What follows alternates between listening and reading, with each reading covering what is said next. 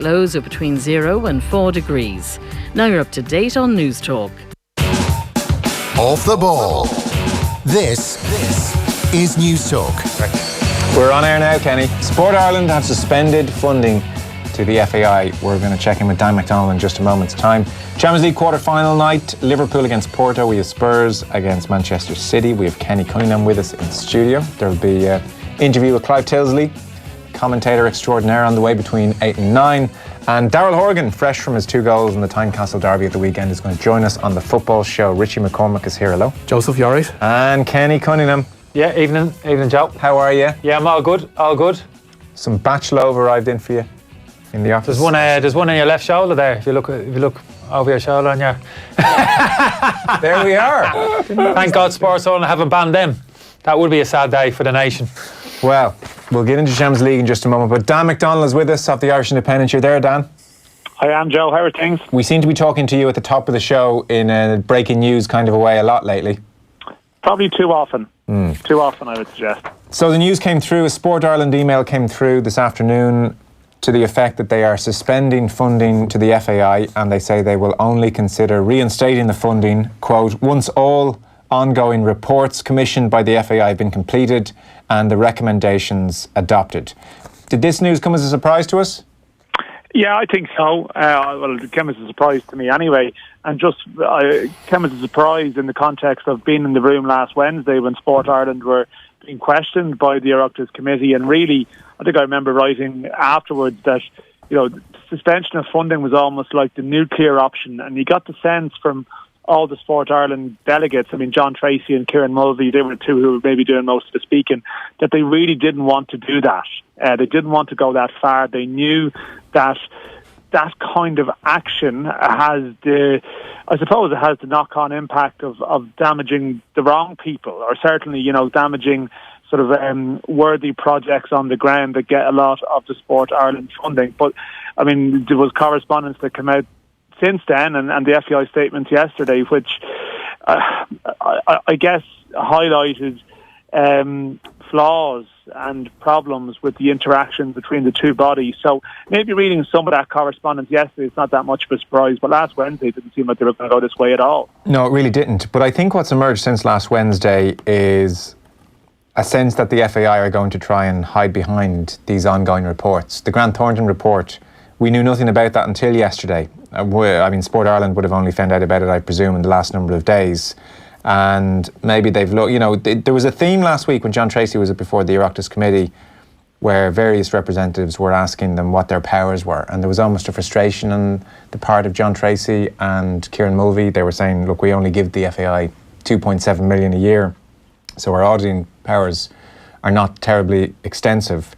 And at one point, I think it was Imelda Munster asked, would the FAI be able to hide behind the Mazars report? And Sport Ireland said, well, we certainly hope not. And now Grant Thornton's been thrown into the mix as well. So you suspect this is a very clear message from Sport Ireland. They're saying no funding until all of these reports commissioned by the FAI have been completed. There's almost a sense, if you were to put it in layman's language, we're sick of all these bloody reports. Just come out and tell us what was going on with this loan. It's very simple. Yeah, and it is cranking up the pressure ahead of tomorrow. I know that's like sport lingo almost, and applying it to a news story. But I mean, the timing of this, Sport Ireland know when they send that in the context of everything that's going on. Sport Ireland know if they put out that statement this afternoon, it's huge. It's taken things to another level, really. And you go back to the history of the FAI and I suppose previous crises and the relationship with the government or the statutory bodies acting on behalf of the government, are key. And when I'm just looking at this, Sport Ireland funding cut, and it's making headlines not just in Ireland. I see it on the BBC website. I see it's everywhere. And there's an escalation about, with that strategy, with that move, that probably, kills any theory that Sport Ireland and the FAI were cosy, perhaps, in any way. And I don't think that suggestion was necessarily there, but maybe before last Wednesday there was a feeling that they might be on the same side to some degree, whereas it would appear that their patience has run out. And the extent and the speed with which it has run out has really added another layer of pressure or scrutiny to this FAI appearance tomorrow. Well, we've seen the letters between Sport Ireland and Donald Conway. We've seen the frustration of Sport Ireland that the FAI can't seem to provide them with any information about this €100,000 loan, that they weren't notified about it in the first place, obviously, when they should have been. It's part of the terms and conditions of the money, the taxpayers' money that the FAI receive. And John Tracy was asked 4 times, he had to be asked 4 times last week if he had faith in the FAI board. And on the 4th question, he said he refused to say yes. I think we can interpret today's action by Sport Ireland as a doubling down of that opinion. Yeah, no, I think so. And as I said, I don't really think they wanted to go this route last week at all. No. At all. And the discomfort with that line of questioning was clear. And I've spoken to people who felt, as I said, that really there was the disconnect between the Sport Ireland and the FAI might be sort of exaggerated somewhat. And I could see that point of view. But I don't know. I think now, I suppose the analysis of this, and probably can't go into it too deeply, but I mean, obviously there's relations between the Sport Ireland and the FAI here, but what came out yesterday is perhaps a dispute or question marks around internal relations within the FAI and the extent to which some elements of the FAI are happy with others, in the sense of how this particular issue has been dealt with. So, I mean, by Sport Ireland making this point, are they perhaps actually strengthening the position of those within the FAI who are asking questions? Yeah, well, that is the other point which emerged yesterday. So there's the Grant Thornton investigation. And you wonder how long it should take Grant Thornton, who, according to the FAI yesterday, have been on site at Abbottstown for the last 9 days now and counting, how long it should really take them to get to the bottom of this €100,000 loan if everybody's cooperating. It should be a fairly straightforward, even just conversation. So there's that. And then also there was the FAI statement where they said effectively that even though in the past number of weeks, and look, I know it's hard for everybody to keep track of all this stuff, but the FAI said that the board were informed of this loan and the various aspects of this loan at the time, at all times. And then yesterday the FAI came out and said, well, actually, that may not have been the case, that the board knew about this loan, or certainly that everybody on the board knew about this loan. So that's another development in this story. I see, further to the point you just made then, before we go, the Times Ireland edition this morning, Gary Doyle and John Fallon had a report. FAI duo want Delaney out is the headline. Sources telling the Times that 2 FAI board members want Delaney to stand down, which further copper fastens the sense that there is disquiet and division now on that FAI board. And I mean, I think there have been suggestions and speculation in the background that certainly there would be a couple of members on the board who would be feeling a bit uncomfortable with the way things have proceeded. And I mean, you speak to people who suggest there might be more than 2. At one point last week there was a suggestion there wasn't even 2 at all. But I think the way this is moving, and I suppose the messages that you hear, there seems to be I mean, put it this way. Across the time of John Delaney being on the board of the FAI, there's been no suggestion at all of any unhappiness of any kind with any board members, and there's been pretty much a unanimous view on a lot of things.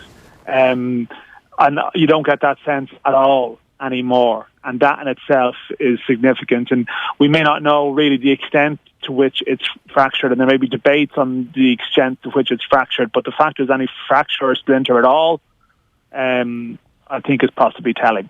What time does it all kick off tomorrow?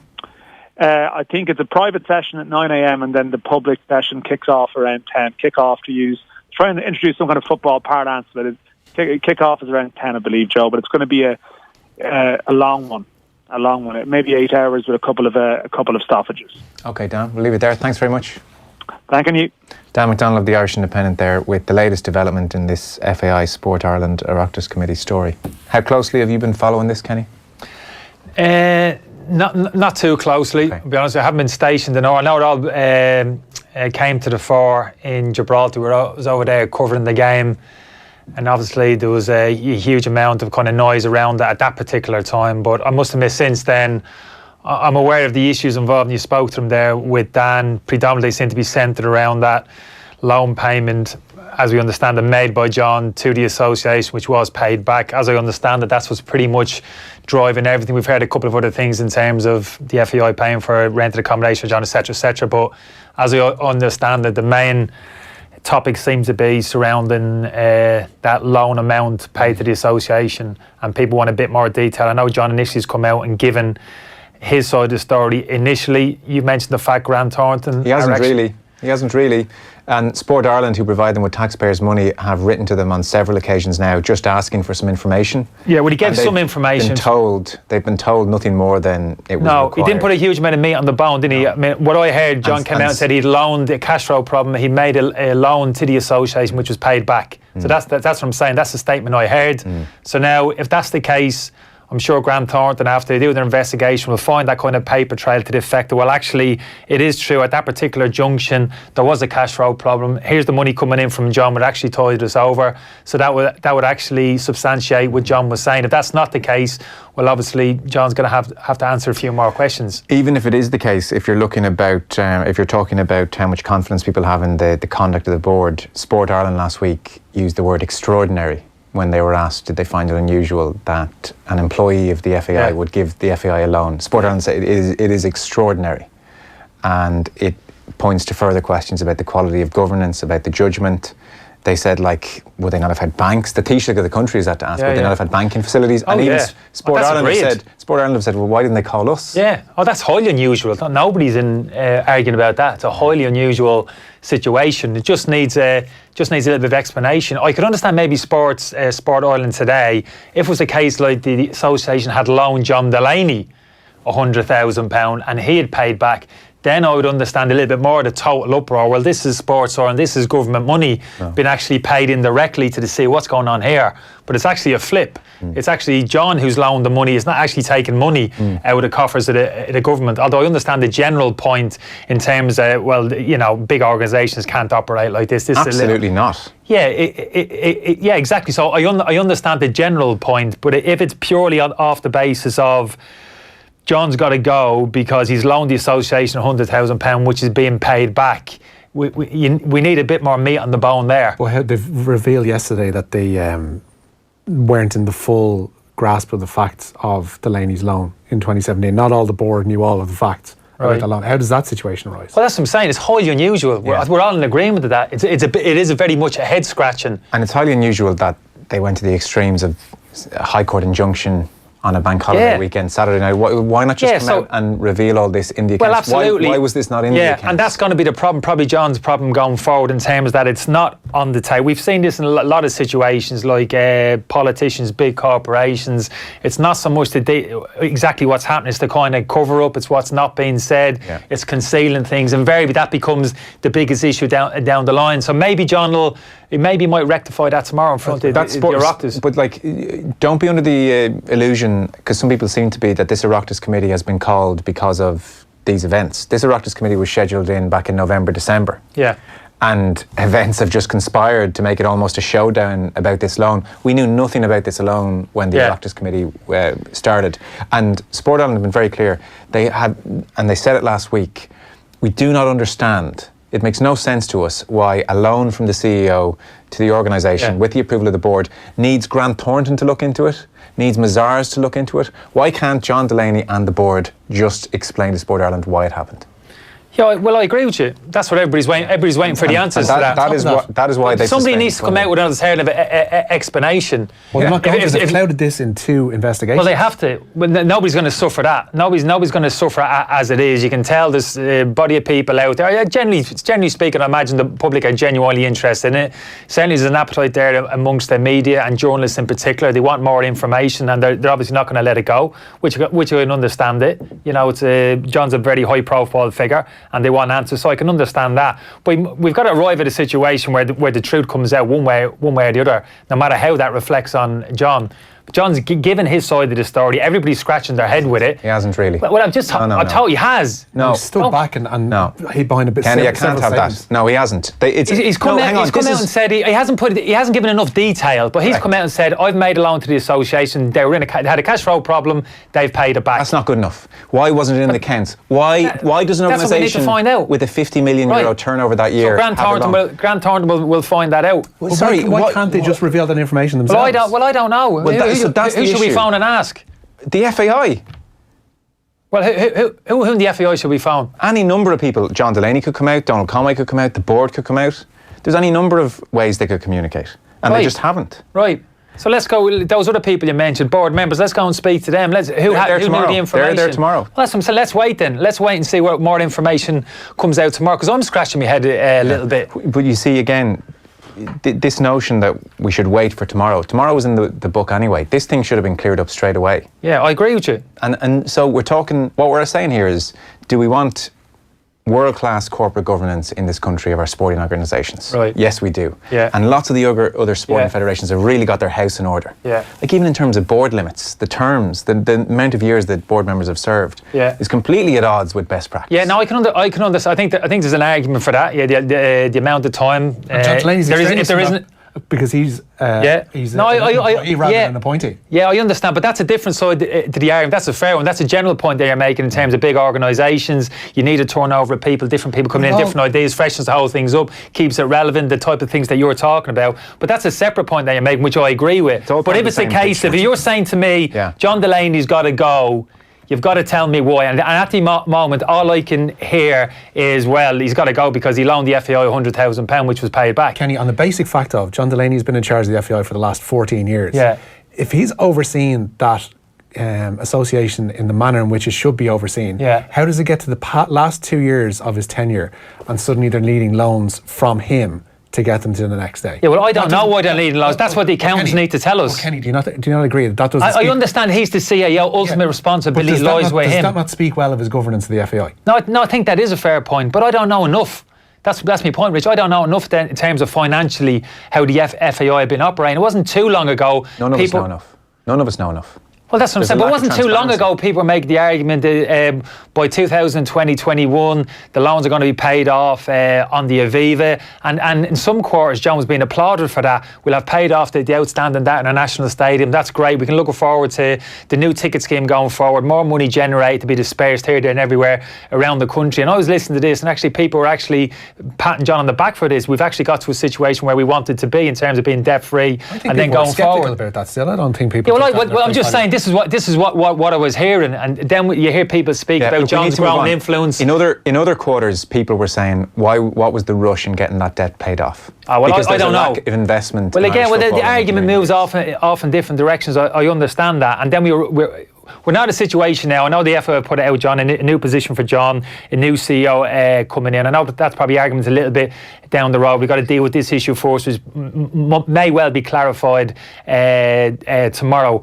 But for me, I'm hearing a lot, and I think you're making a lot of good argument in a general basis in terms of governance, big corporations. This ain't good enough. This is too amateur.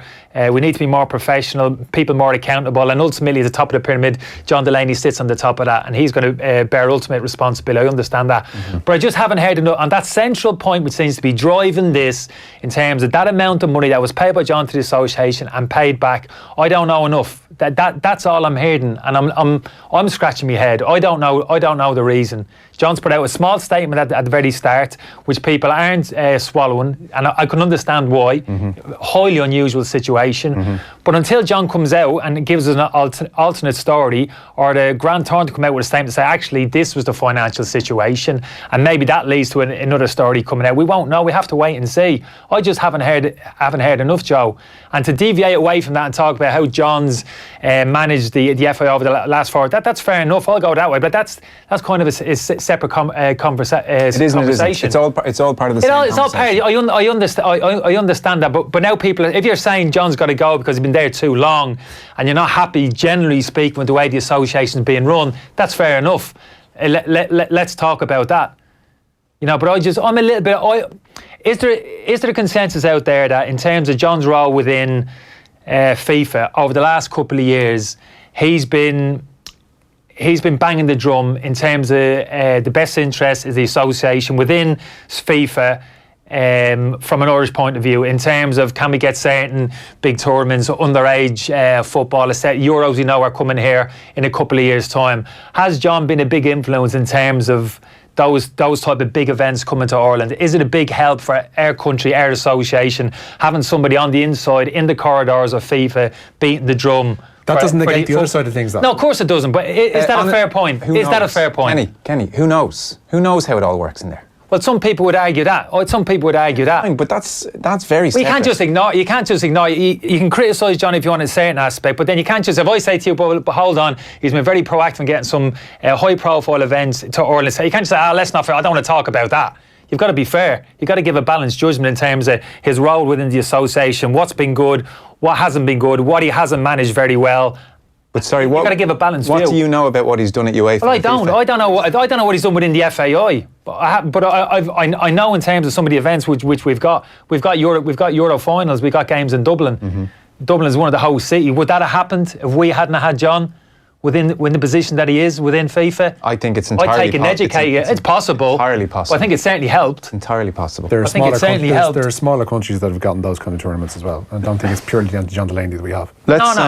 We're going around in circles here. It's 23 minutes past. We hadn't planned to go. I didn't want to go here. That's what I said. Yeah, No, you brought me in, so that's kind of how. And I actually don't feel overly passionate about it. I know people have strong opinions, which I respect. But I can't get too. Might seem as if I'm getting a little bit wound up about it. I don't know John too well. I played with Ireland when obviously John was chief executive. I've had conversations with him, not a huge amount of conversations. We don't get up. I don't know him particularly well. He's not a friend of mine. Yeah. We've had a small bit of contact over years. That's pretty much it. So I consider I can give a pretty much unbiased view of it. But that's pretty much how I see it. So I'm as interested as anybody else how this is going to play out, and certainly when information is going to come out tomorrow. And hopefully we'll get a bit more meat on the bone, so everybody can give. We can all have a strong opinion off the basis of what comes out tomorrow. Hopefully that'll be the case. Yeah, okay. Right, let's draw a breath for a moment.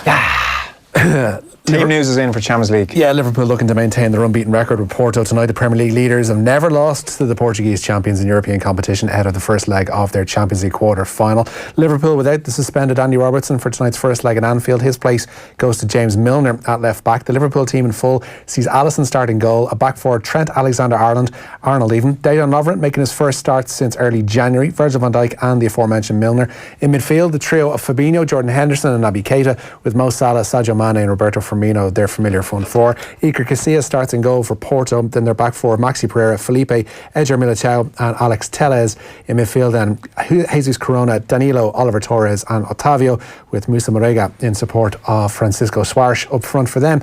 Meanwhile, Tottenham's new stadium playing host to its first European game this evening with Manchester City, the exotic visitors to White Hart Lane. Hugo Lloris starts in goal for Spurs. They've then got a back four of Kieran Trippier, Toby Alderweireld, Jan Vertonghen and Danny Rose.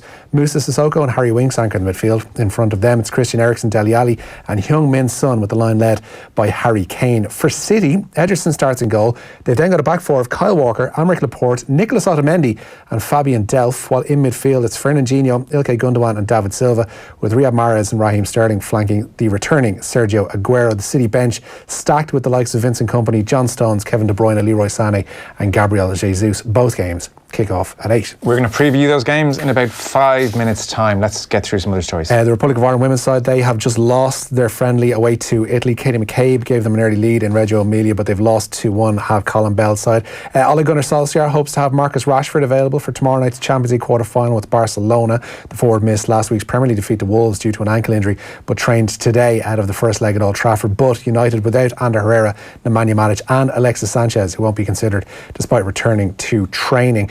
Big news on the Carlow front today. They've been hit with a triple blow ahead of the start of the Leinster Football Championship.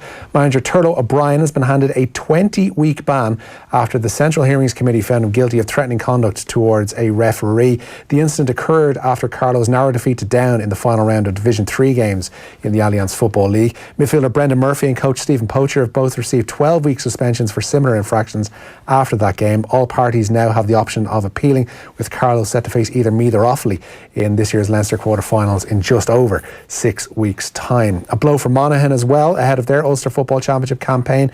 Darren Hughes has suffered a broken ankle while playing for his club Scottstown and will miss the provincial championship in its entirety. Waterford are already hoping that Niall Kearns will be fit for their May 18th meeting with Cavan after the midfielder underwent heart surgery around New Year's.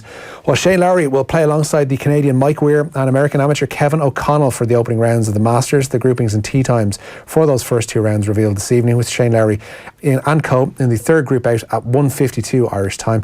Rory McIlroy will play alongside Ricky Fowler and the Aussie Cameron Smith from 4:15. Patrick Reed, meanwhile, begins the defence of the green jacket in the company of Webb Simpson and US amateur champion Victor Hovland, while world number 1 Justin Rose will play alongside the 3-time champion Phil Mickelson and the world number 5 Justin Thomas. Today's practice round, meanwhile, was suspended due to thunderstorms and a threat of lightning, which resulted in the course being evacuated and the public gates closed. The weather now slightly better at Augusta, but torrential rain is forecast for Friday's play with more storms, which could spoil the final round as well. Will Addison's World Cup ambitions have suffered a serious blow. He'll miss the remainder of Ulster's season after undergoing back surgery. Meanwhile, Stuart McCloskey is following the return to play protocols, having sustained a concussion during last week's defeat to Glasgow. And the redevelopment of Dalymount Park has hit another snag. A potential redesign of the planned 6,000-seater stadium is on the cards due to a dispute between Tesco and the developer Capital. The dispute does not revolve around the stadium itself, but rather plans to redevelop the adjoining Phibsborough shopping centre, of which Tesco is an anchor tenant. Bows have called on all parties to work together to resolve the impasse. The new stadium is slated to be finished by 2023 and will also house Shelbourne. Leeds looking to get their promotion challenge back on track this evening when they go to Preston. 6th place host to 4th at Ashton Gate, where Bristol City face West Brom. Should City lose and Derby win away to Blackburn, then Frank Lampard's side will climb into the playoff positions. Martin O'Neill takes his Nottingham Forest side and their dwindling playoff hopes to Sheffield Wednesday. Middlesbrough have lost each of their last 6 games ahead of their trip to troubled Bolton. Bolton unable to provide services, pre-match services to the referees, who've been spotted in the subway across the road from their stadium this evening. Sad state of affairs there, while Liberty host the mid-table meeting of Swansea and Stoke. Richie, thanks very much for that. Get into Champions League in just a moment.